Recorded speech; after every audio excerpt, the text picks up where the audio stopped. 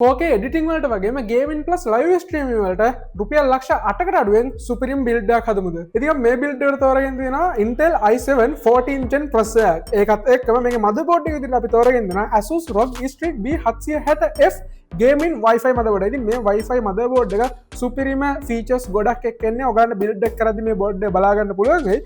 ඒ වගේම අපි මේ දෙකටම ගැලපෙන්න cooler එක විදිහට පාවිච්චි කරලා තිනවා Antec 360 Symphony cooler එකක්. ඒ වගේම අපි මේකේ RAM kit එක විදිහට තෝරාගෙන දිනවා Corsair brand එකෙන් 32GB 16GB stick දෙකක් එක්කෙන RAM kit එකක්. ඉතින් කස්ටමර් ගේ පස්සේ කාලෙක යාට 64GB අවශ්‍ය වුණොත් ඒකටත් එක්කම යන්න motherboard එක slot තියෙන නිසා කිසි ප්‍රශ්නකුත් වෙන්නේ නැහැ. ඊට පස්සේ මේ storage device විදිහට අපි තෝරාගෙන දෙනවා MSI brand එකෙන් 2TB NVMe එකක් එක තව අමතර 1TB NVMe එකක්. ඉතින් budget එකත් එක්ක බලුවාම මේ NVMe දෙක අපිට හොඳටම ප්‍රමාණවත් වෙනවා.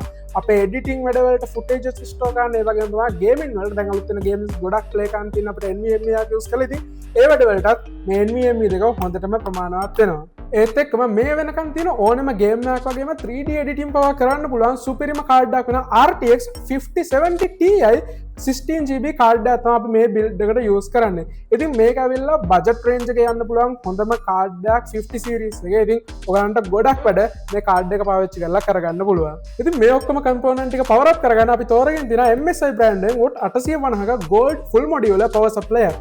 ඒත් එක්කම මේ parts ටික assemble කරගන්න අපි casing එක විදිහට තෝරගෙන තියෙනවා Corsair brand එකෙන් mid tower සුපිරිම ඉඩ තියෙන සුපිරිම casing එක. එහෙනම් ඉතින් අපි දැන් යන් මේ ටික ඔක්කොම assemble කරගෙන finish කරගන්න.